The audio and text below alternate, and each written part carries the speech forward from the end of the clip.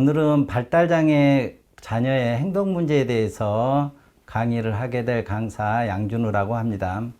행동 문제를 다루는 데는 여러 가지 방법이 있는데요. 오늘은 기능을 중심으로 해서 우리 아이들 행동 문제가 어떻게 나타나고 또 나타나는 행동 문제를 어떻게 중지할 것인지 그거에 대해서 이야기를 좀 해보도록 하겠습니다.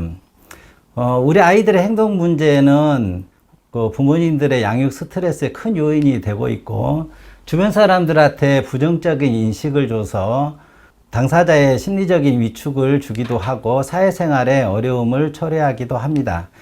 이런 이유 때문에 이제 행동 중재가 상당히 중요한 역할을 하고 있는 것 같아요. 그러면 오늘 살펴볼 기능을 중심으로 하게 되는데 기능이란 무엇인지 우리가 먼저 이걸 좀 알아야 되겠죠. 남편이 퇴근을 하고 집에 왔을 때 우리 외식할까? 이렇게 말을 했을 때 이 메시지를 잘 해석을 해야 되잖아요. 이게 수고했어 라는 뜻인지 아니면 나 이번 주에 출장 가 이런 말을 하는 것인지 어떤 그 말이나 행동에는 메시지가 있다는 겁니다. 이 메시지를 기능이라고 이야기합니다.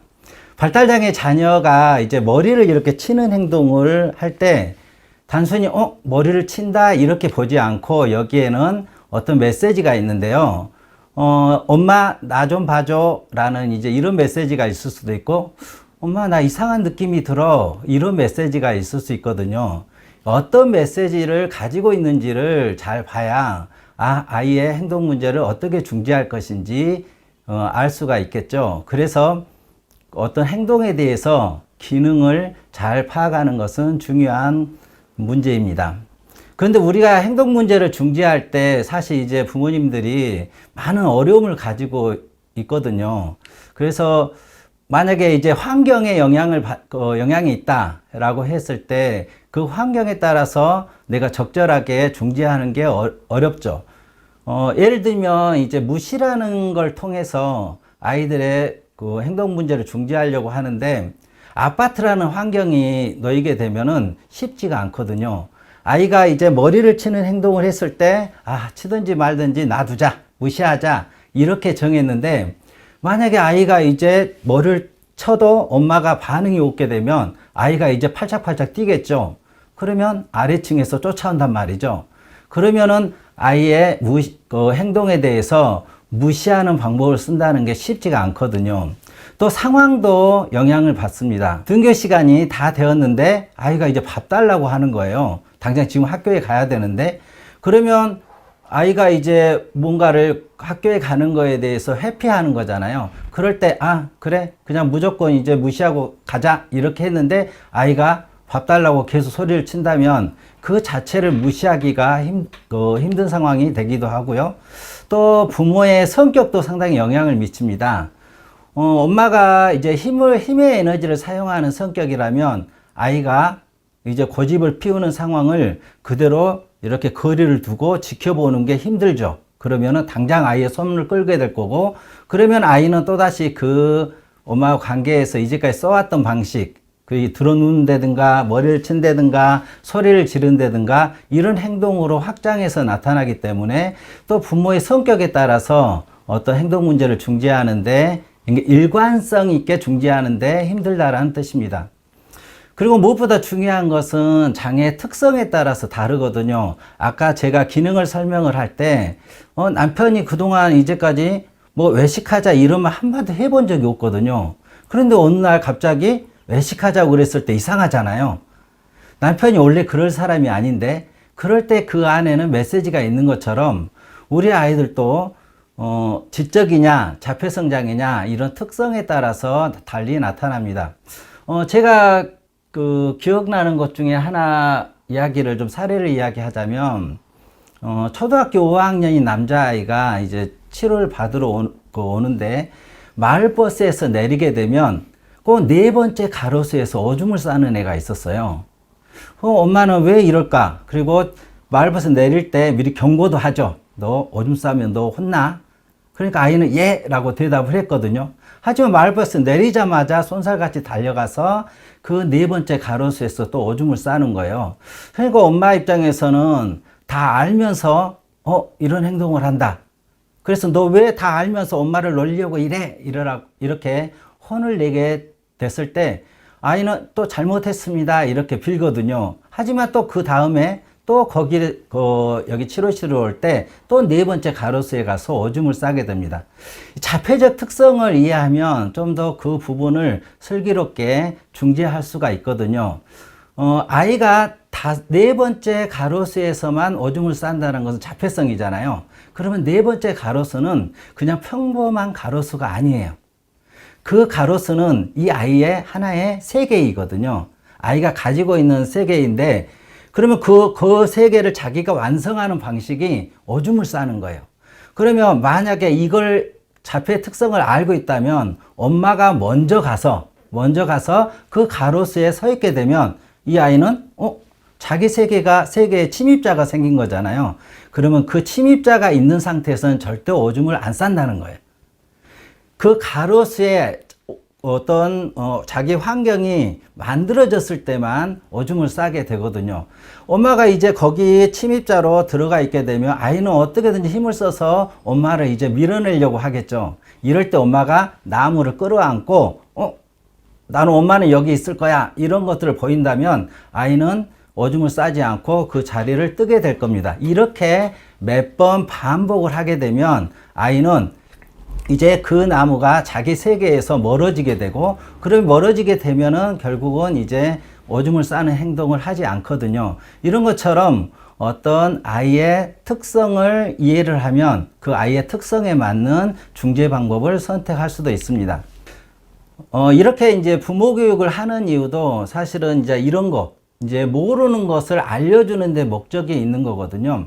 아이가 머리 치는 행동을 했을 때 왜 저럴까? 그리고 그 치는 행동의 기능에 대해서 파악을 해야 되는데 그런 개념이 없게 되면 어떻게 해야 될지 모르잖아요. 그러면 이제 엄마는 직접적으로 이제까지 해왔던 방식인 혼낸다든가 아니면은 다른 벌을 준다든가 이런 일반적인 방식을 선택을 하기 때문에 행동 문제가 계속 더 강화되거나 아니면 기간이 길어지거나 이런 문제가 생깁니다.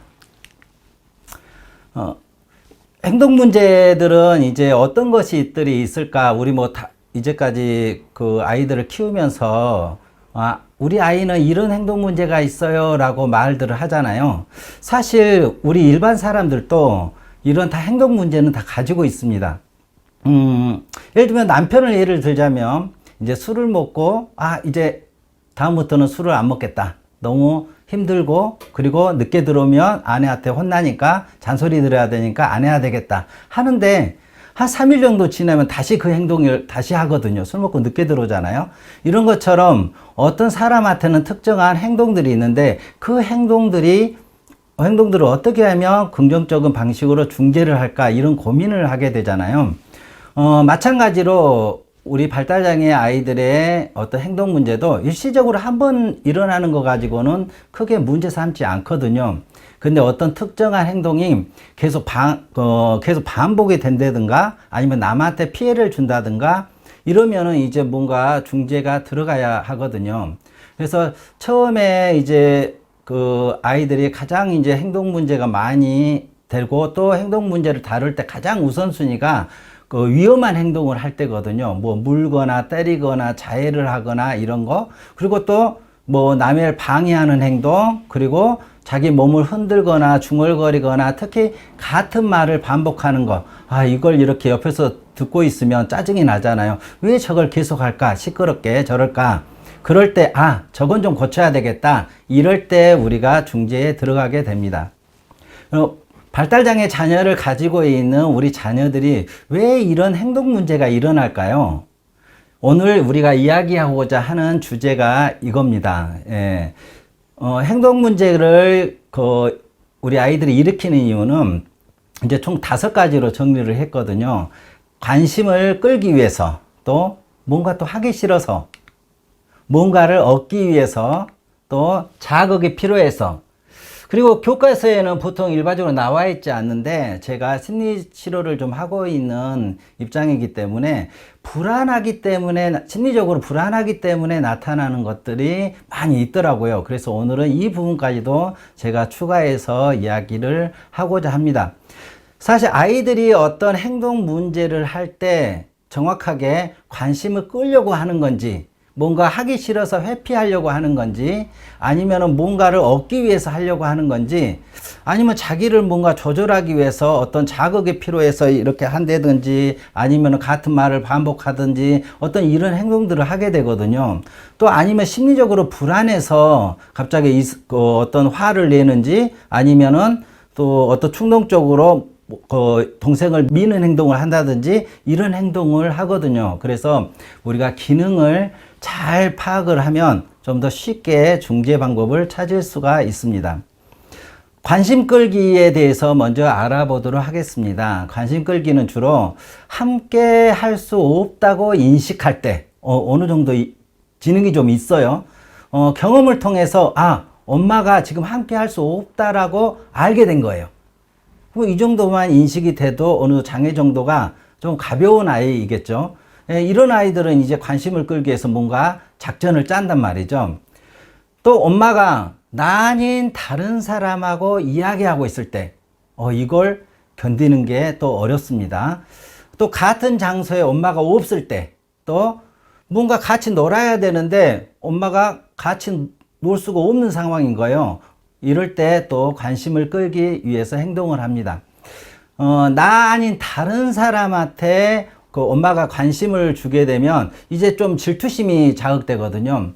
그래서 대체적으로 관심 끌기는 자폐성에 있는 자녀보다도 지적장애를 가지고 있는, 그리고 또 하나 자폐성 장애 중에 경계선에 해당하는 아이들 중에 엄마 치맛자락을 잘 놓지 않는 아이들이 있거든요. 이런 아이들이 주로 관심 끌기라는 행동을 많이 하게 됩니다.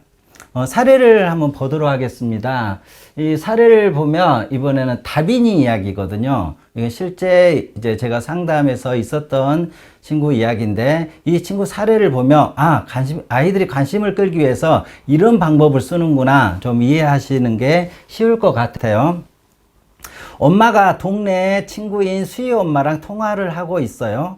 뭔가 감이 잡히시죠? 지금 엄마가 지금 다른 사람하고 지금 통화 중이에요.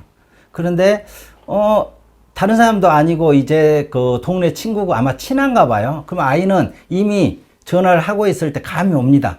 누구 엄마랑 통화 중이다. 그러면 엄마 통화가 쉽게 빨리 끝나지 않을 것이라는 것을 눈치를 채죠. 엄마가 이제 아무튼 통화를 하고 있는데 다빈이가 엄마 주변을 이렇게 맴돌아요. 앞에서 계속 서성거리고, 또 어떤 아이는 문을 열어서 엄마가 통화 끝났나 이렇게 보게 되고 이렇게 하죠. 근데 이걸로서만 끝나면은 괜찮은데, 그게 아니라 엄마 목말라 이렇게 말을 하는데 딱 한 번 하는 게 아니에요. 목말라, 또 좀 이따 와서 목말라, 이렇게 지속적으로 말을 하죠. 그러면 엄마가 이제 통화를 하다 말고 이제 당연히 이제 수학이 이제 좀 맞고 말을 하겠죠. 방금 마셨잖아, 이렇게 말하면서 호랑이 눈을 뜨고 있는 상황이에요. 어떤 상황인지 아시겠죠? 아마 집에서도 흔하게 있을 수 있는 일이 아닐까 생각을 합니다. 비장애 형제들이나 다른 이제 그 사람들도 엄마가 다른 사람한테 관심을 주면 괜히 엄마 주변을 서성거리는 아이들이 있어요. 그러면 뭔가 이유가 있다라는 거예요. 그 서성거릴 때는. 그래서 그게 뭔지 잘 찾는 게 중요한 것 같습니다. 그래서 다빈이가 이제 한번 물러납니다. 이제 다빈이도 이제 여기서 포기할 수가 없어요. 그래서 물컵을 들고 등장을 합니다. 전에는 물컵을 들고 와서 이렇게 엄마 보는 앞에 쏟았어요. 그랬는데 이럴 때 또 몇 번 혼난 기억이 있거든요. 그래서 자기가 더 이제 머리를 썼습니다. 물컵을 들고 이렇게 물컵을 들고 와서 넘어지는 것처럼, 다리가 꼬여서 넘어지는 것처럼 억지로 엄마 앞에서 넘어져요. 그러면 엄마가 그 상황에서도 계속 통화를 할까요? 아니죠. 그리고 통화를 끊고 이제 그 수습을 하겠죠. 그러면 다빈 입장에서는 아싸, 성공! 드디어 엄마가 통화를 끊고 나한테 관심을 갖게 됐어. 이렇게 생각을 하게 된다는 겁니다.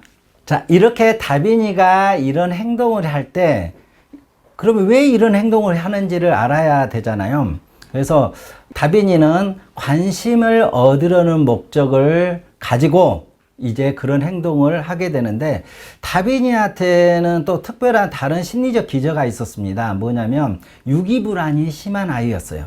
유기불안이 뭐냐면 엄마가 나 아닌 다른 사람한테 관심을 갖게 되면 심리적으로 엄마가 나를 떠날 수도 있겠구나, 아니면 엄마가 나를 버릴 수도 있겠구나라는 거가 있기 때문에 엄마가 어디를 가든 엄마가 어떤 행동을 하든 계속 안테나를 세우고 주시하는 아이였거든요. 그럼 이런 아이라면 관심을 얻으려는 거가 단순하게 일시적인 현상이 아니라 자기가 사느냐 죽느냐의 그런 문제입니다. 그래서 살기 위해서 이제 엄마의 관심을 끌어가지고 와야 되는 거죠. 그리고 이 아이가 또 지적장애였기 때문에 또 기본적으로 관심과 사랑을 받고자 하는 그런 장애적 특성을 가지고 있습니다.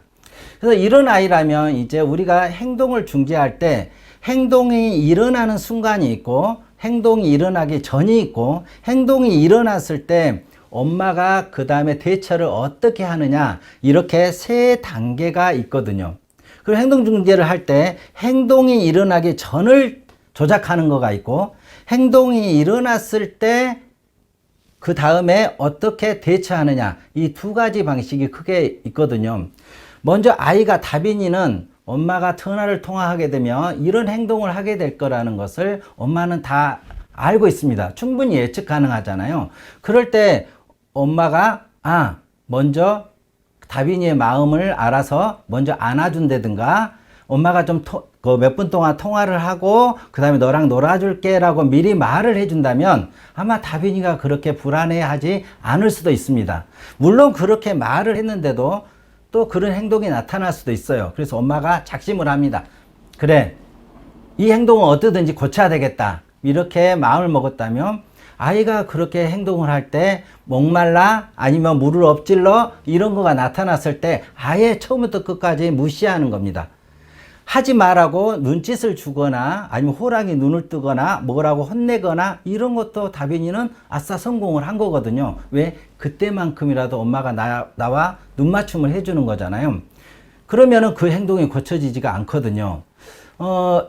아니면은 통화 중에 이게 다빈이한테는 가장 효과가 실제 있었는데, 다빈이가 관심을 받기 위해서 또 엄마가 통화 중이면 불안하기 때문에 엄마가 통화 중에 다빈이를 무릎 앞에 앉힙니다. 아니면 옆에 앉게 하는 거죠. 그러면 불안이 안 일어나잖아요. 모든 행동은 몇 번, 한 번, 두 번, 세 번 일어나는 것들이 학습이 돼서 그게 강화가 되고 그게 고착이 되는 거거든요. 그래서 강화가 되기 전에 엄마가 미리 알고 이렇게 다빈이의 그 불안을 감소시켜 준다면 충분히 다빈이가 건강하게 행동하는 법을 익힐 수 있습니다. 물론 이제 가장 좋은 방법은 다빈이가 언어적으로 표현하는 거죠. 교육을 시켜서 엄마 나 좀 봐줘 라고 하면은 엄마가 몇 분만 기다려줘 이렇게 통한다면 문제될 게 없는데, 그렇지 않은 경우들이 많기 때문에 이 이야기를 좀 깊게 했습니다. 뭔가 아이들이 하지 않으려고 할 때도 이제 보통 있죠. 그래서 뭔가를 지시할 때 흥미나 관심이 없을 때, 새로운 것을 지시할 때, 특히 이렇게 이제 새로운 것을 지시할 때 어려워하는 자폐성 아이들이 있습니다. 이제까지 자기가 해왔던 패턴이 있는데 엄마가 새로운 것을 하라고 할 때 이걸 이제 전환장애라고 그러거든요. 그래서 전환장애가 있는 친구들은 특히 새로운 것을 지시받았을 때 이제 뭔가 행동이 나타나는 거예요. 그리고 지적장애 아이들 같은 경우에나 또 그 자폐 스펙트럼의 경계선 아이들이 주로 보이는 어렵다고 판단될 때, 이때는 이제 과제 난이도를 조절을 해줘야 되거든요. 그리고 이걸 확인은 해야 되겠는데 너무 큰 덩어리여서 해결을 못하는 경우도 있거든요. 그럴 때 엄마가 이걸 좀 도와주자 이렇게 하면은 좋은 중재 방법이 되겠죠. 그리고 뭔가를 자기가 하고 있는데 엄마가 지시할 때, 사실 이럴 때는 우리도 좀 화가 나잖아요. 내가 이거 하고 있는데 남편이 뭘 시킨다 그러면은 당신이 좀 해. 나 지금 이거 하고 있는 게 안 보여? 이렇게 불만을 갖는 것처럼 아이들이 이럴 때 좀 화가 올라오는 경우들이 좀 많이 있거든요. 그래서 어떨 때 내 아이가 회피가 일어나는지 이걸 좀 보시면 되겠습니다. 이번에는 영수 아이의 사례입니다. 영수가 이제 학교에서 돌아오면은요, 엄마가 손을 씻으라고 지시합니다. 상담을 해보니까 이 엄마가 이렇게 위생에 대해서 상당히 예민한 엄마였어요. 그래서 밖에서 들어오거나 아니면은 자기가 놀았거나 그 뒤에는 꼭 손을 씻어야 되는 거예요. 그래서 엄마는 손 씻는 게 무엇보다 중요하고 그 일은 너무 당연하다고 여깁니다. 근데 영수는 그런 아이가 또 아니거든요. 씻는 걸 좀 싫어하는 그 아이였거든요. 근데 아무튼 엄마가 손을 씻으라고 지시를 하면 이제 영수는 어떤 이제 행동 문제가 나타나냐면 무조건 간식을 먼저 달라고 합니다. 그러면서 울면서 소리를 질러요. 그러면 또 엄마가 그거 가지고 다그치죠. 그러면 아이는 더 심하게 울면서 또 이제 나자빠진단 말이죠. 이럴 때 엄마가 이제 결국은 손 씻는 게 중요하니까 이제 엄마가 물티슈를 가져와 가지고 또 꼼꼼하게 씻겨주고 간식도 주고 이렇게 합니다. 만약에 이렇게 엄마가 아이가 이런 행동이 일어났을 때, 문제 행동이 일어났을 때 엄마가 그렇게 물티슈로 닦아주고 간식을 제공해 준다면 이제 용수는 알죠. 아, 내가 소리를 지르거나 울면은 엄마가 결국은 내 손을 닦아주고 간식을 주는구나. 그러면 이 아이는 계속 엄마가 지시할 때마다 이 행동 문제를 일으킬 수밖에 없습니다. 이런 경우 영수라는 아이가 또 어떤 아이인지를 알아야 되거든요. 영수라는 아이가 알고 보니까 ADHD 성향이 있었고요. 또 애착 불안이 있는 아이였습니다. ADHD 성향이라는 게 자기가 싫어하는 자극이 들어오면 바로 충동적으로 행동이 옮겨간다는 거죠. 그래서 이 아이 같은 경우는 엄마가 뭔가 지시를 하게 되면 바로 울고 소리를 지르고 하는 것들이 그냥 터져 나옵니다. 즉각적으로 터져 나오는 그런 경향이 있었고요. 그리고 엄마가 이제 뭔가를 지시하려고 말을 표정이나 그 상황이 되면 자기가 경험을 통해서 알았잖아요. 그럼 미리 또 선수를 치기도 합니다. 나 안 해. 엄마 뭐 줘. 이렇게 이야기를 하는 경우가 있어서 그러면 아무튼 이 아이가 어떤 아이인지를 잘 알고 거기에 맞는 중재 방식을 선택을 해야 됩니다. 아이가 이제 애착 불안이 있었다는 것은 영수한테 중요한 정보인 것 같아요. 그래서 애착 불안이 있는 아이들이 학교에 등교해서 학교에서 있는 시간을 보낸다라는 게 엄청 어려운 일이거든요. 쉽게 말하면 학교에 있는 동안 계속 몸이 긴장된 상태로 있는 겁니다. 긴장된 상태로 있다가 집에 왔는데 엄마가 지시를 하면 이 아이는 긍정적으로 반응을 못 하겠죠. 이럴 때 학교가 끝나고 영수가 오면은 안아준다든가 화이팅을 해준다든가 먼저 간식을 준다고 말한다든가 해서 좀 아이가 밖에서 불안했던 거, 긴장했던 것을 좀 풀어주면 그 행동이 감소할 수도 있습니다.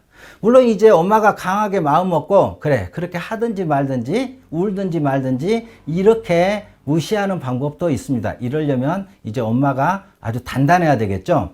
아이는 이제 어느 정도 언어적인 말을 할 수 있었기 때문에 도와달라고 요청하기를 또 따로 교육을 해서 자기의 욕구를 표현할 수 있게 하는 방법도 있었는데 그런데 이 아이가 ADHD였기 때문에 말을 가르쳐 준다고 그래서 자기가 배웠던 말을 사용하는 경우는 거의 없더라고요. 일단 즉각적으로 행동이 먼저 나오기 때문에요.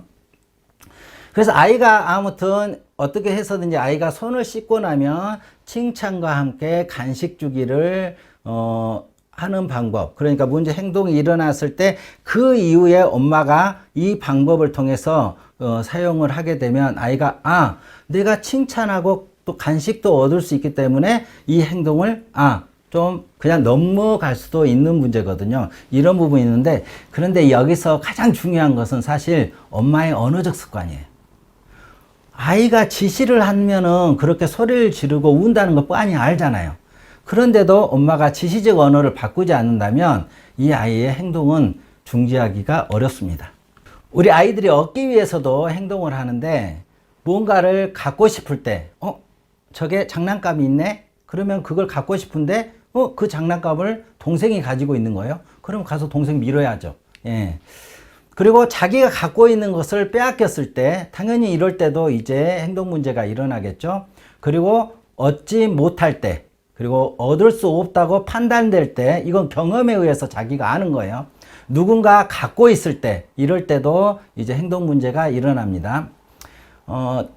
동화 사례를 보게 되면 사실 뭔가 이렇게 눈에 보이는 물건도 있겠지만 여기 동화처럼 뭔가 하고 있는데 그게 방해를 받거나 그걸 못하게 됐을 때도 행동 문제가 일어나죠.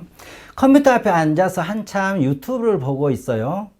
그런데 이때 엄마가 이제 와서 밥 먹으라고 얘를 데리고 나가는 거예요. 사실 아이는 아직 유튜브 보는 게 끝나지 않았거든요. 그래서 어떤 상황인지 이제 그려지시죠?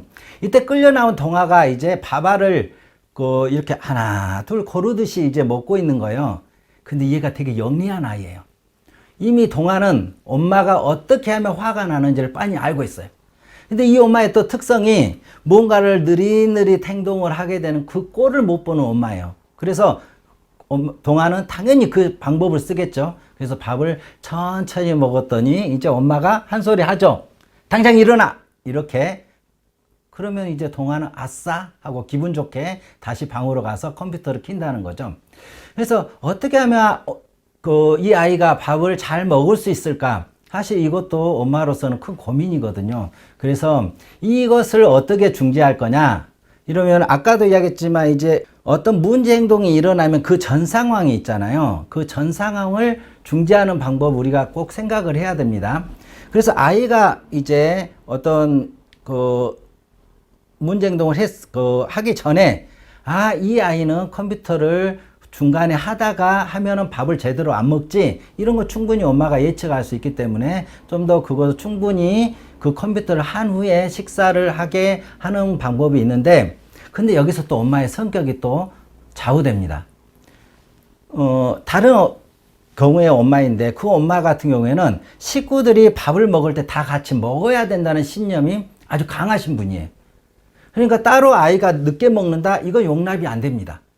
아니, 식구들이 밥을 같이 먹어야지. 그리고 차려놨을 때 먹어야지. 나중에 따로 먹는 게 어딨어. 이런 어떤 신념이 강하다면 사실 우리 아이들의 행동 문제를 중지하는 것은 어렵습니다. 그리고 이 아이가 이제 컴퓨터를 하고 있을 때 미리 아이한테 예고를 해주는 방법도 있거든요. 자, 이제 30분 후에는 밥 먹을 거야. 자, 15분 후에는 밥 먹을 거야. 이제 5분 남았네. 이렇게 예고를 하게 되면 아이가 이제 충분히 준비를 한단 말이죠. 이런 방법도 있고, 또 어느 정도 언어적인 수준이 되면은 컴퓨터를 하고 있을 때 미리 타협을 하거나 컴퓨터를 시작할 때 이제 네가 컴퓨터를 시작을 하면 1시간 후에는 밥을 먹을 거야. 그때 이제 밥을 먹고 나서 그 다음에 더 하고 싶으면 그때 좀 더 하자. 이렇게 타협을 하는 방식이 있습니다. 또 다른 이제 사례를 보면은 이제 이런 부분도 있다라는 거예요. 원하는 것을 얻는데 이렇게 어떤 유형의 것 이런 것도 있지만 또 이런 경우도 흔하게 있습니다. 아이가 이제 조용해서 엄마가 방문을 열어본 거예요.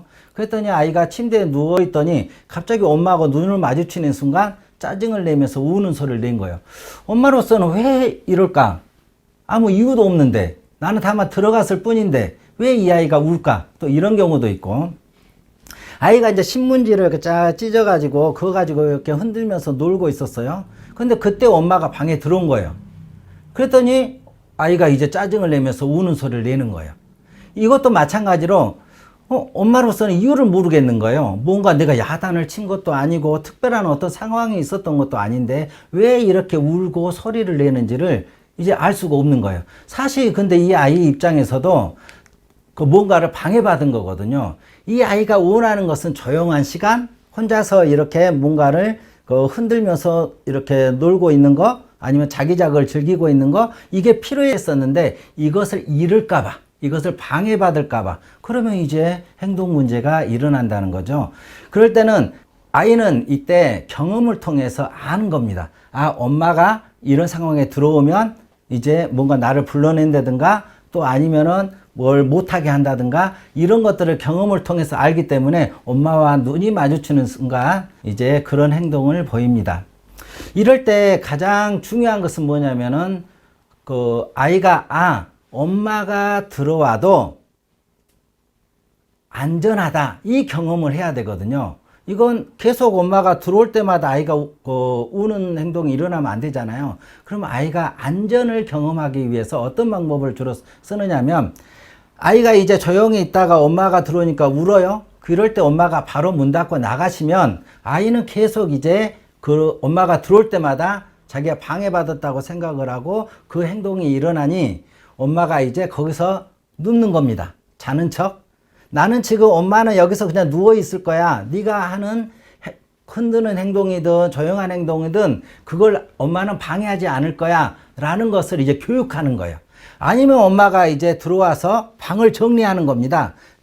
그 정리를 하게 되면은 아이 입장에서 엄마가 이걸 뭐라고 야단치지 않네? 이걸 못하게 안 하네? 이런 것들을 실질적으로 그 상황에서 경험을 해서 엄마가 들어와도 내가 안전하구나 이런 걸 느끼게 되면 다음에 이제 엄마가 들어왔을 때 그러한 행동들을 안 하게 되겠죠. 특히 이제 자폐성 아이들 중에 이제 자극 추구하는 행동 문제를 가지고 상담 오는 경우가 많이 있습니다. 자극 추구는 주로 그 행동 자체에 몰입하고 있을 때 뭔가 자기가 좋아하는 거, 자기가 왜 좋아하는 유튜브를 보면서 왜 이렇게 머리를 찌고 있을까? 예. 이런 상황일 때 뭔가 아무튼 자기가 좋아하는 어떤 상황에 몰입해 있을 때 행동 문제가 나타나기도 하고요. 마찬가지로 자기가 뭔가 즐기는 상황일 때도 있고 또 혼자 있을 때 심심해서 나타날 수도 있고 또 불안해서 나타날 수도 있습니다. 여기 사례는 이제 수빈이의 사례인데요. 중학교 1학년인 수빈이에요. 근데 이 아이는 학교 갔다 오면은 뭐든지 패턴처럼 꼭 이 의식을 거칩니다. 가방을 이렇게 벗지도 않아요. 가방을 맨 채로 거실을 빙빙 돌고 또 혼자 뭔가 알아들을 수 없는 말로 계속 중얼거립니다. 이 소리를 듣고 있고 이걸 도는 모습을 보고 있는 엄마 입장에서는 보통 신경이 거슬리는 게 아니란 말이죠. 그래서 이제 그럴 때 엄마가 아이한테 혼을 내거나 못하게 하면은 아이가 팔짝팔짝 뛰면서 귀를 틀어막고 소리를 질러요. 여기는 또 아파트이기 때문에 아이가 이제 쿵쿵 뛰면은 아랫집에서 또 방해된다고 또 민원이 제기될 수 있기 때문에 엄마로서는 되게 중요한 이제 문제였던 거예요. 이럴 때 아이들이 밖에 있다가 집에 왔어요. 이것도 하나의 전환장애라는 특성을 가지고 있는 거거든요. 밖이라는 환경과 집이라는 환경은 전혀 다른 환경입니다. 그러면 학교에서 이 아이가 긴장 상태에 있다가 집에 왔으면 뭔가 이제 긴장을 풀어야 하는 행동이 필요하거든요.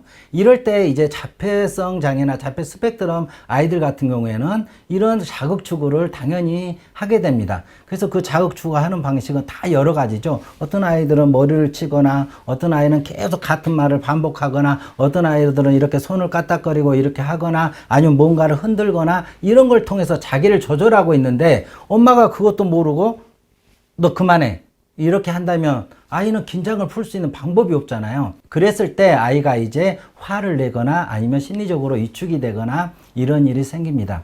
그래서 아이가 이제 그런 행동, 자기 자극적인 행동이 밖에 있다가 안에 들어와서 환경이 바뀐 상황에서 일어날 때는 사실 충분히 기다려줘야 됩니다. 아이가 스스로 자기 각성을 조절할 수 있도록 기다려줘야 되고요. 아니면 이게 너무 행동이 길다, 오래된다 이런다면은 각성을 올릴 수 있는 자극을 투입을 해주게 되면 되거든요. 어차피 아이는 자극을 추구하는 방식으로 자기를 조절하고 있기 때문에 어떤 새로운 자극이 들어와도 그거가 자기하고 맞으면은 굳이 돌거나 중얼거리거나 이렇게 하지 않아도 되거든요. 그럴 때 뭐 어떤 아이는 초콜릿이나 사탕을 주면은 그게 자극이 돼서 그 행동을 안 할 수도 있고요. 아니면 먼저 학교에서 돌아왔을 때 먼저 안아주거나 아니면 어깨를 이렇게 만져주거나 이렇게 하면 이 자극이 있으니까 굳이 빙빙 돌거나 중얼거리거나 이런 행동을 하지 않고 다음 단계로 넘어갈 수가 있습니다. 제가 발달장애 아이들을 이제 만나면서 이 불안의 문제라는 게 행동 문제를 유발하는 원인이 되구나라는 것을 많이 느꼈습니다. 호르몬의 영향, 이제 사춘기가 될 때도 마찬가지고, 또 고등학교 2학년 말이나 고등학교 3학년쯤 되면은 이제 남성 호르몬이 많아져서 그동안에 안 했던 행동이 다시 새롭게 만들어지거나, 아니면은 그 전에 어렸을 때 했던 행동을 다시 하거나, 아니면은 그 행동이 너무 과격하게 일어나거나, 이런 문제들이 일어납니다. 호르몬의 영향은 상당히 우리 아이들한테 많은 영향을 끼치는 것 같아요. 그만큼 우리 애들이 몸이 예민하기 때문에 호르몬의 변화를 상당히 예민하게 받아들이죠. 그리고 아이가 혼난 경험이 많으면, 어렸을 때는 그 혼난 경험에 대해서 자기가 잘 인식을 못하고 있다가 자기가 어느 정도 이제 청소년기가 되고 성인기가 되면은 그 혼난 경험을 어제 일처럼 기억하는 경우가 많이 있습니다. 그래서 갑자기 분노를 폭발시키고, 아니면 뭔가를 이제 짜증을 내거나 뭘 안 한다고 이렇게 행동 문제가 나타나기도 하고, 또 엄마, 애착 대상인 엄마가 이제 감정 기복이 있다든가, 또 학교에서 돌아왔는데 엄마 얼굴이 별로인 거예요. 그러면 이 아이는 이제 불안해지기 시작합니다. 그러면 불안하면 또 행동 문제를 나타나는 게 있고, 어차피 발달 장애를 가지고 있는 우리 자녀들은 감각이 결손되어 있어요. 근데 감각이 결손된 상태로 아이들이 크거든요. 어렸을 때는 감각 결손이 크게 문제가 되지 않다가 신체는 커지는데 감각은 거기에 따라서 발달되지 않기 때문에 감각 결손의 그 폭이 커지거든요. 그러면은 더 아이는 불안해집니다. 감각 결손이라는 게 내가 뭔가 이렇게 자극이 들어왔을 때 이 자극이 뇌에서 편안하게 그 자극을 느껴야 되는데, 그게 아니라 낯설게 이상하게 느껴진다는 거죠. 이상하게 느껴지면 불안해지잖아요. 그래서 감각 결손에 의해서 행동 문제가 일어나기도 하고요. 또 이제 제가 친구들을 만나면서 많이 경험한 것 중에 하나가, 만약에 부끄러움이다. 내가 누구를 만났는데 그 부끄러움이 느껴졌을 때 이 부끄러움이 뭔지를 잘 모르기 때문에 또 불안하다는 거예요. 만약에 내가 부끄러움이라는 게 감정을 알았으면, 아, 이건 부끄러운 거야 라고 이름표를 붙여놓으면 제가 편할 텐데, 뭔가가 느껴졌는데 이게 뭔지를 모르겠는 거예요. 그러면 또 불안하겠죠. 그래서 행동 문제가 일어나는 경우가 있습니다. 초등학교 2학년 다정이가 있는데, 다정이는 집에서는 아무 문제 없어요. 그런데 이상하게 밖에만 나가면은 아이가 이제 뭔가 귀를 틀어막고 소리를 지르고 이런 행동들이 일어났습니다. 이런 아이들 같은 경우는 이제 감각 결손이 되게 심한 거거든요. 밖에는 수많은 자극이 있잖아요. 차가 지나가죠. 사람이 다니죠. 뭔가가 흔들리죠. 또 바람이 불죠. 불빛이 있죠. 이런 여러 가지 자극들을 내가 다 수용할 만한 그런 능력이 안 되는 거예요. 그러면 아이가 밖에 나가면 당연히 불안해지겠죠. 이럴 때는 감각 통합 치료를 충분히 해서 아이가 감각 수준을 높이는 방법이 있고요. 아니면 일시적으로 이런 아이들은 손에 이렇게 뭔가 딱딱한 걸 손에 쥐고 있으면 좀 편안해지거든요. 그래서 자폐성 아이들 중에 이렇게 손에 뭐 꼭 들고 다니는 거, 카드나 아니면은 뭐 인형 같은 걸 꼭 들고 다니는 친구들이 있어요. 그걸 뺏으면 안 됩니다. 그것은 이 아이한테 자기를 보호해주는 역할을 하는 거거든요. 그런데 어느 날 그걸 빼앗기면 이 아이는 얼마나 무섭겠어요. 그래서 그걸 충분히 가질 수 있도록 배려를 좀 해줘야 됩니다. 어떤 아이는 이제 후드티가 있었잖아요. 손을 잡고 손으로 머리를 때려서 그 아이한테 후드티를 입혔어요. 후드티를 입히면 좋은 게, 이거 앞에 여기 호주머니가 있거든요. 주머니. 여기에 손을 넣어서 이렇게 손을 잡고 있으면 좀 편안해지는 아이들이 있거든요. 그러면 그런 아이들한테는 이렇게 후드티를 입고 밖에 나가는 것도 좋은 방법입니다. 이 사례는 제가 이제 그 심리적인 이유를 좀 설명을 하기 위해서 또 올렸습니다. 송은아라는 아이가 있는데 고등학교 3학년이에요. 근데 학교에서는 잘 지내요. 근데 집에만 오면은 이제 엄마가 타켓인 거예요. 엄마를 소파에 앉히고 이렇게 앉아라, 저렇게 앉아라, 이렇게 지시를 하게 되고, 또 잠잘 때는 계속 엄마하고 같이 자고 있는데 엄마 머리카락을 만지고, 또 특히 여기 팔뚝에 있는 여기 살을 계속 만지고, 그러니까 엄마가 수면의 질이 안 좋은 거예요. 그래서 이 문제 때문에 엄마가 너무 힘들어서 이제 상담을 오게 됐습니다. 이 아이를 이제 상담을 해보니까 이런 심리적인 문제가 있었어요. 초등학교 4학년 때 동료들한테 폭행을 당한 경험이 있고, 그리고 따돌림을 당한 경험이 있었습니다. 근데 이 경험이 어제 일처럼 이게 떠오르는 거예요. 그럼 이 아이로서는 얼마나 힘들까요? 이게 초등학교 4학년 때면 한참 전이었었는데, 그동안은 그걸 잊고 살고 있다가, 이제 지금 고등학교 2학년 된 2학기 말부터 뭔가 이게 이제 떠오르게 됐거든요. 왜 이때 떠오르냐면, 이때가 남자애들 같은 경우에는 남성 호르몬이 왕성할 때예요. 그러면 불안해지겠죠? 그러면 이 불안이 예전의 기억을 다시 기억하게 오는 것도 있고, 또 하나는 그동안 이 애가 인지 발달을 해왔어요. 전에는 못 모르고 살다가 어느 정도 인지가 발달하니까 예전 기억을 이제 떠올릴 만큼의 능력이 된 거예요. 그러니 이 아이가 일상생활 하는데 힘들겠죠. 그런데 그동안 내가 다른 사람들한테 좋은 모습을 보여줘야 된다는 또 이 아이만의 신념이 있었기 때문에 학교에서는 얌전하게 있는 거예요. 하지만 잘 지낸 것은 아니죠. 참고 있었던 거거든요. 그걸 어디에 풀고 있어요? 네, 엄마한테 풀고 있습니다. 이럴 때는 이제 당연히 아이의 인지 능력을 향상시켜주는 게 필요하고요. 당연히 심리치료가 필요하겠죠. 예, 제가 마지막으로 제 아들 사진입니다. 예, 제 아들이 지금은 21살 성인인데요. 제 아들이 아마 이때가 6살 반? 예, 이때쯤 됐을 것 같아요. 이때 제가 이제 행동치료를 공부하고 있을 때였거든요. 제가 그때 이제 제 아이를 직접 양육을 하고 있었기 때문에 제가 이제 이 아이를 양육해 왔거든요. 근데 하루는 이제 아이를 엄마한테 맡기고 제가 일을 좀 보고 왔어요. 그런데 이제 이런 일이 생긴 겁니다. 아이가 이제 집에서 저녁을 먹고 이제 혼자 놀고 있는 상황이었어요. 그러더니 아이가 이제 욕실에 들어가요. 들어가서는 샴푸, 비누, 치약을 짜면서 놀고 있는 거예요. 그러니까 엄마가 이제 따라 들어가 보니까 이렇게 샴푸랑 비누, 치약을 짜서 이렇게 놀고 있으니까 엄마로서 열이 받겠죠. 그래서 아이 엉덩이를 때려주고 밖으로 쫓아냈어요. 그런데 또 다음에도 또 좀 있다가 또 다음 날에도 또 같은 일이 반복이 되는 거예요. 그래서 엄마가 이제 그 아이 엄마가 너무 고민을 하고 있어서 이 문제를 어떻게 해결할까 보게 됐습니다. 아이들의 중재를 잘 하려면, 기능을 파악을 하려면 잘 봐야 되거든요. 그래서 뭐 하려고 저렇게 하나 봤더니 거품 목욕을 하고 싶었던 거예요. 이 거품을 내기 위해서 샴푸하고 비누, 치약이 필요했던 거예요. 근데 제 아들이 자폐성장의 1급이거든요. 자기 언어를 표현하기가 어려운 아이예요. 그래서 자기는 이렇게 샴푸하고 비누, 치약을 가지는 방식으로 거품을 냈다는 걸 제가 이제 알게 됐잖아요. 그래서 제가 인터넷으로 거품 목욕제를 검색을 했습니다. 그것도 제가 준비한 게 딸기 향이잖아요. 이게 또 중요하거든요. 왜 그 많은 거품 목욕제 중에 딸기 향이었느냐? 제 아들이 우유를 사도 무슨 우유만 살까요? 네, 딸기 우유만 삽니다. 딸기 그려져 있는 그 우유를 너무 좋아해요.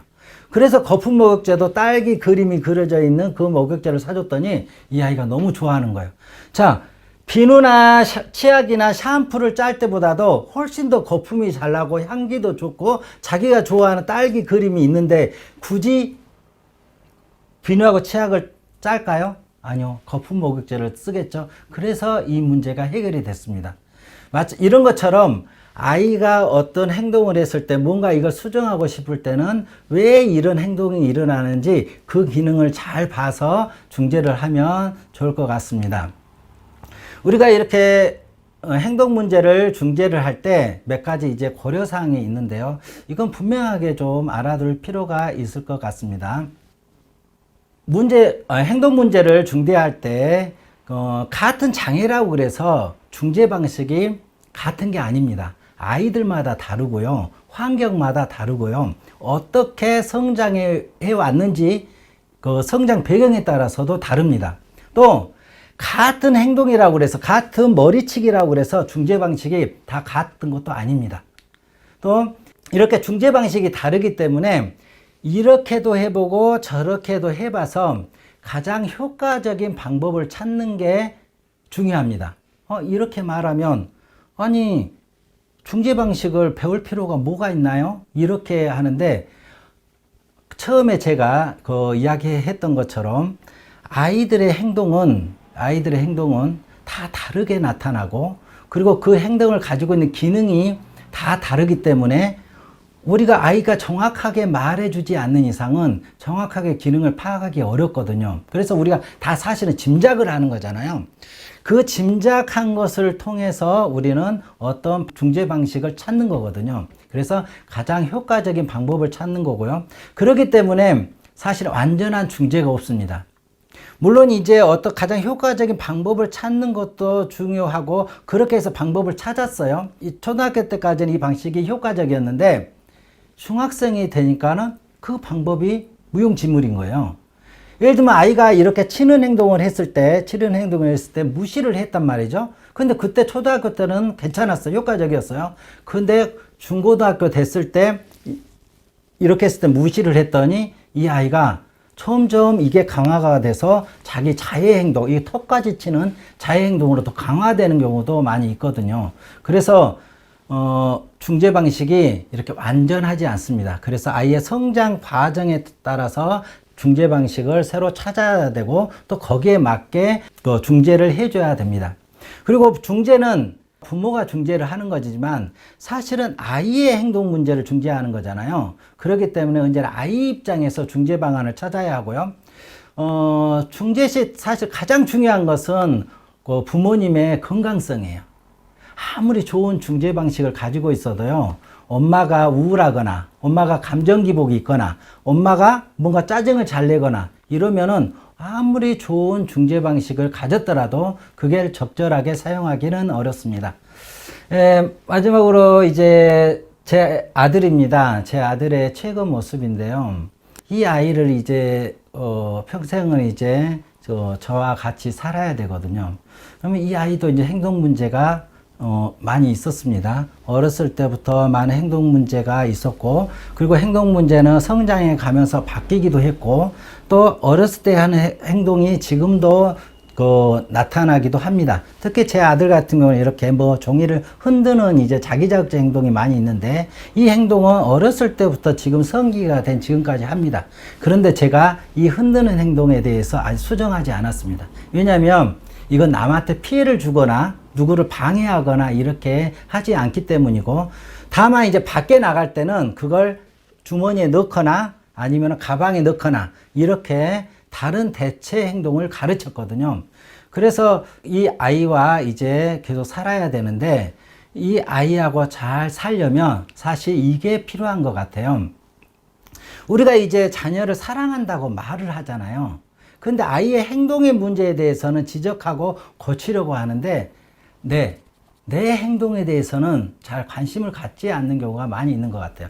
아이를 사랑하고 있다면 아이가 사랑을 느낄 수 있도록 그렇게 부모님들이 행동을 해주셨으면 좋겠습니다. 긴 강의였는데 끝까지 강의 들어주셔서 감사합니다.